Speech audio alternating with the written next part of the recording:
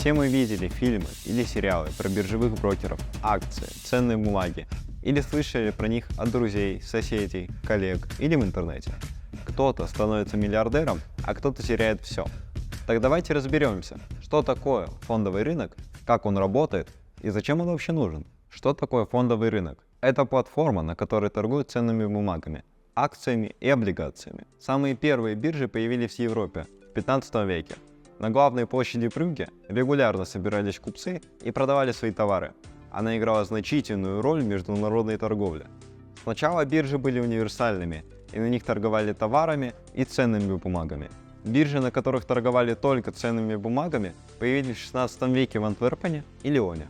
Так зачем же нужны фондовые биржи? Компании на фондовые биржи привлекают деньги для развития и производства, а частные лица превращают сбережения в инвестиции и получают дополнительный доход, избегая при этом рисков и сложных вопросов управления компанией. Давайте представим, что есть некая компания, которая занимается продажей одежды. Это успешный бизнес, и у них есть более 10 магазинов в разных городах. Однако владельцы хотят выйти на международный рынок. Им нужны деньги для масштабирования. Для этого компания выпускает свои акции и размещает их на бирже. То есть проходит процедуру IPO. Теперь акции этой компании может купить любой инвестор. По сути, фондовый рынок – это магазин, где компании, иначе говоря эмитенты, выставляют свои ценные бумаги, а инвесторы покупают приглянувшийся им товар.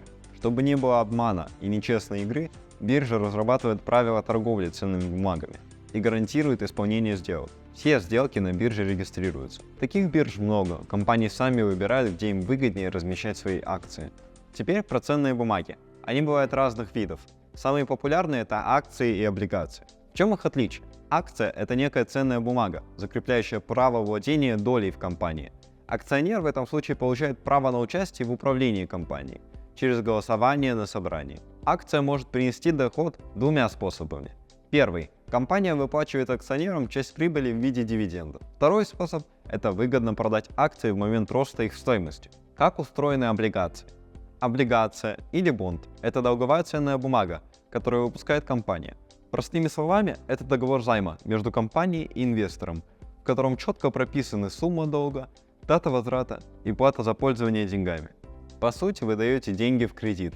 Выплаты могут быть ежемесячными, ежеквартальными или годовыми. Когда вы покупаете облигацию, то уже знаете, сколько стоит бумага и какую прибыль по ней можно получить. С акциями доход неизвестен, их цена может сильно измениться. Облигации более-менее надежны, но менее прибыльны. Теперь давайте разберем участников фондового рынка. Инвестор, как мы помним, это лицо, вкладывающее денежные средства в те или иные активы с целью их увеличения.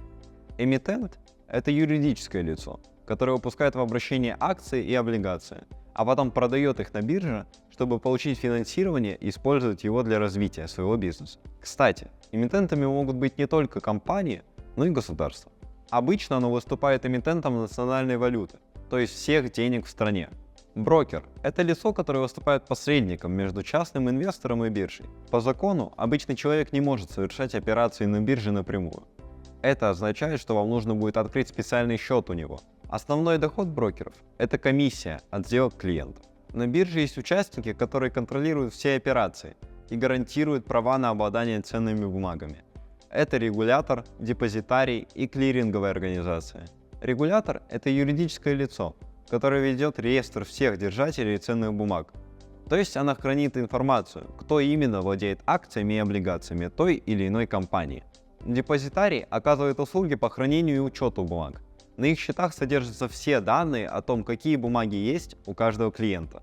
То есть регулятор ведет реестр всех ценных бумаг для эмитента, а депозитарий ведет счета каждого инвестора. В мире больше 80 крупных фондовых бирж, и каждый день на них происходят миллионы сделок. Один и тот же инвестор может купить и продать акции несколько раз за день, поэтому очень важно, чтобы на рынке был некий участник, который будет проверять правильность всех сделок. Эту роль выполняет клиринговая организация. Для лучшего понимания давайте посмотрим, что происходит, когда мы покупаем акцию. После того, как вы нажали «Купить», наш брокер отправляет заявку на фондовую биржу. Там она будет до тех пор, пока кто-то не пожелает продать именно такую бумагу по нашей цене. Когда цена покупателя и продавца совпадает, биржа регистрирует сделку и передает ее клиринговой организации. Та, в свою очередь, проверяет, достаточно ли денег у покупателя и бумаг у продавца. после передает данные в депозитарий. Тот фиксирует переход права собственности и перечисляет деньги продавцу, а бумаги покупателю. Сделка завершена. Конечно же, в этом видео мы бегло прошлись и не рассмотрели многие вопросы. Если вам интересна эта тема и вы хотите дополнительно узнать про работу биржи, то напишите в комментариях ниже, про что мне сделать следующий выпуск. Подписывайтесь на канал, ставьте колокольчик. Пока.